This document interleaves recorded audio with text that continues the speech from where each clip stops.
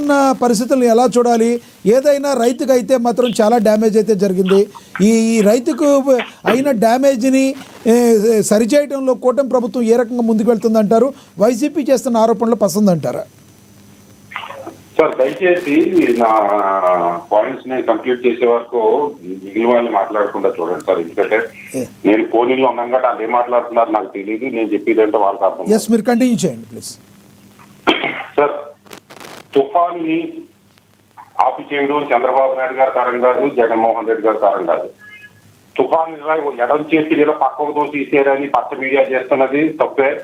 అదే బెంగళూరులో మా జగన్మోహన్ రెడ్డి గారు ఆఫ్ చేశారు లేదా మా చంద్రబాబు నాయుడు తుఫాన్ తీసుకొచ్చాడని సాక్షి మీడియా లేదా వైసీపీ మీడియా చేస్తున్నది కూడా రెండు కూడా తప్పే.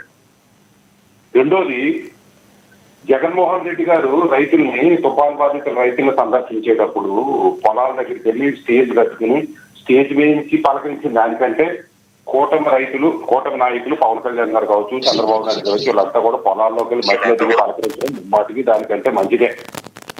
అట్లాగే వరద నివారణ చర్యలు, వరదలో నష్ట నివారణ చర్యలు తీసుకోవడంలో కూటమి ప్రభుత్వం ఖచ్చితంగా సక్సెస్ అయ్యింది. ప్రాణ నష్టాన్ని వాటిని నివారించగలిగింది.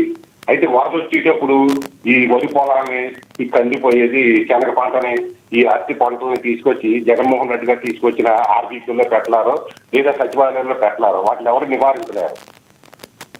తాత్కాలిక చర్యలు తీసుకోవడంలో ఖచ్చితంగా వరద నివారణ చర్యల్లో తాత్కాలికమైన చర్యలు తీసుకోవడంలో కూటమి ప్రభుత్వం సక్సెస్ అయిందని నేను చెప్తాను సార్. అయితే నాటి పండిట్ నెహ్రూ మొట్టమొదటి ప్రధానమంత్రి నెహ్రూ గారి దగ్గర నుంచి నేటి మోడీ గారి వరకు రాజశేఖర రెడ్డి గారు, జగన్మోహన్ రెడ్డి గారు మొదలుకొని ఏ ప్రభుత్వం కూడా రైతుకి న్యాయం చేయలేదు సార్. అయితే కేఎస్ ప్రసాద్ గారు ఏదో జగన్మోహన్ రెడ్డి గారికి బాగా చేశారు, మిగిలిన వచ్చే కూటమి ప్రభుత్వం చేయలేదంటున్నారు కానీ పక్షపాతంగా చెప్పినట్టు నాకు అనిపించింది. కానీ ఏ ప్రభుత్వం కూడా రైతులకి న్యాయం చేయలేదు. అసలు ఎంఎస్పీ మినిమం సపోర్ట్ ప్రైస్ నిర్ణయ విధానమే తప్పు. ఆ తప్పు అయితే ఆ నిర్ణయాన్ని కొనడానికి జగన్మోహన్ రెడ్డి గారు కొనవాడు ఎవరైనా కొనాల్సిందే, ఏ చీఫ్ మినిస్టర్ ఉన్నా లేకపోయినా కొనాల్సిందే ఆ రైతుకి. అది కాదండి, అసలు రైతు పండి ఒక టీ షాప్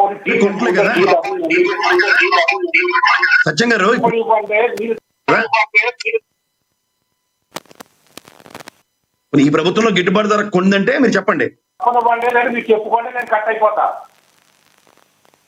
మన ఎనలిస్టులు సార్, పార్టీ ప్రతినిధులు కాదు నాకు చెప్ప. మీరు నేను దెబ్బలాడుకోవాలి ఇంకో సిగ్గు కాకపోతే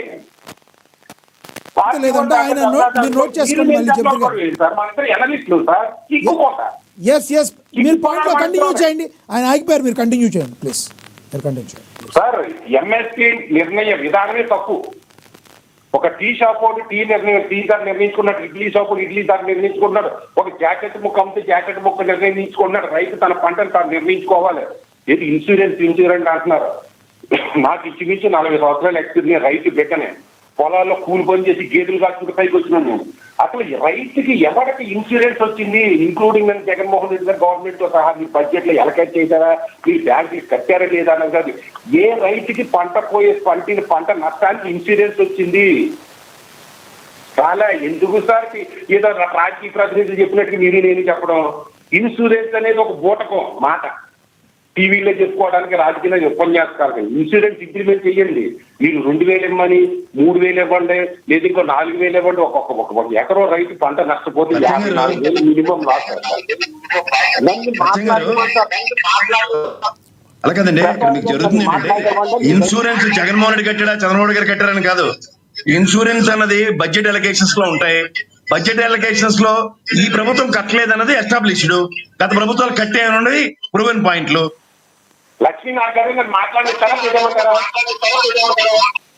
సమాధానం చెప్పండి. మీరు కోప్పడితే ఎలా? ఆయన ఏదో క్వశ్చన్ అడిగారు. మీరు చెప్పండి. ఆయన క్వశ్చన్ కూడా ఆన్సర్ గా కన్వర్ట్ చేయండి. ఆయన క్వశ్చన్ కూడా ఆన్సర్ కన్వర్ట్ చేయండి. కంటిన్యూ చేయండి.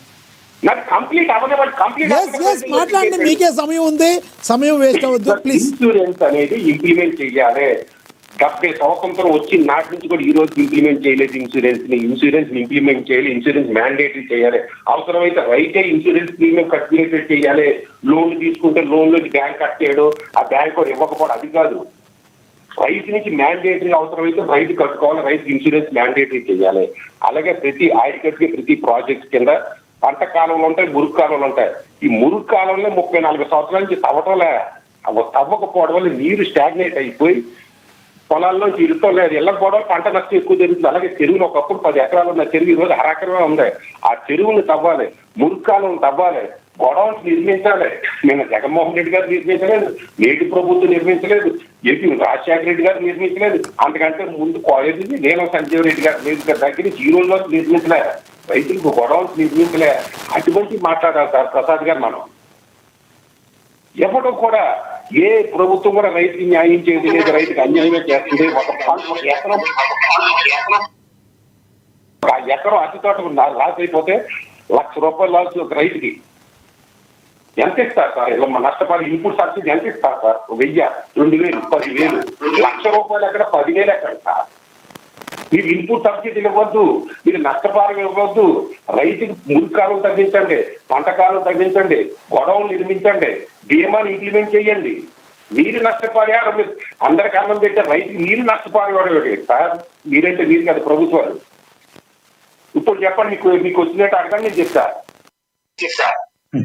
ఇప్పుడు మీరు ఇన్సూరెన్స్ ఎవరి కోసం కట్టరంటే, ఇన్సూరెన్స్ అన్నది గత ప్రభుత్వం, ఈ ప్రభుత్వం, అంతకన్నా ముందు ఉన్న ప్రభుత్వాల్లో బడ్జెట్ ఎలకేషన్స్ ఉంటాయి. బడ్జెట్ లో ఇన్సూరెన్స్ కి ఇంత కడతామని. కానీ ఈ ప్రభుత్వం బడ్జెట్ ఎలకేట్ చేసి కూడా కట్టలేదు. గత ప్రభుత్వంలో 7,860 కోట్లు టోటల్ 5 years టెన్యూర్ లో ఇన్సూరెన్స్ కట్టింది విత్ సబ్స్టాన్షియల్ ఎవిడెన్సెస్ బడ్జెట్ లో ప్రూవ్ అయి ఉంది. ఇది మాట్లాడుతున్నాం.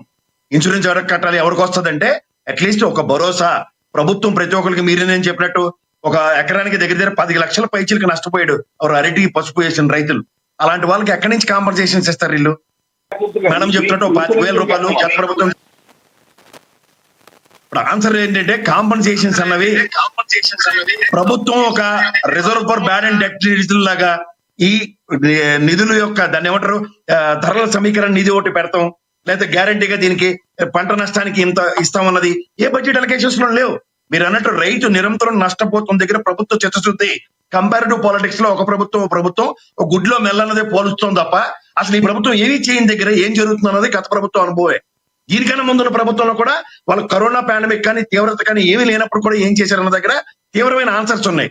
సో వీటి మీద ప్రక్షాళన ఇస్తున్నప్పుడు మీరేనా నేనైనా ఈ ప్రభుత్వం ఆ ప్రభుత్వం అన్నది కాదు, నేను వైఎస్ఆర్సీపీ కాదు, మీరు తెలుగుదేశం కాదు మాట్లాడుతుంది. వాళ్ళకి అర్థం కానప్పుడు ఏం చేయాలంటే మనం ఏం చేయలేము దాంట్లో. ఇవాళ రైతు వెతలను తీర్చడానికి ఒక ప్రభుత్వ చిత్తశుద్ధి అన్న దగ్గర ఈ రోజు ఈ ప్రభుత్వం రాగానే కంపారిటివ్ పాలిటిక్స్ అన్న దగ్గర 2,200 మంది ప్రజలకున్న సచివాలయం దగ్గర ఒక గొడవనైనా కట్టారండి ఏ ప్రభుత్వం అయినా? లేదా పంటలు రోడ్డు మీదే ఎండబెట్టుకుంటారు, దానికోసం షెడ్లు నిర్మించారా? ఇవేవి ఎవరు చేయకుండా రైతును పరిరక్షించాలంటే ఏం చేయాలి? స్వామినాథన్ కమిషన్ ఇప్పుడు దాంట్లోకి వచ్చేది ఏ ప్రభుత్వం కట్టలేదని చెప్పండి. ఏ ప్రభుత్వం ఇన్సూరెన్స్ ఇంప్లిమెంట్ చేయలే, ఏ ప్రభుత్వం గొడవలు కట్టలేదు, ఏ ప్రభుత్వం రైతులు న్యాయం చేయలే. అంతేగాని ఈ ప్రభుత్వానికి ఇంకో ప్రభుత్వం చేసేయగలదు. రెండోది ఇన్సూరెన్స్ బడ్జెట్ ఎవరికి కావాలి, అసలు రైతుకి ఎవరికైనా ఇన్సూరెన్స్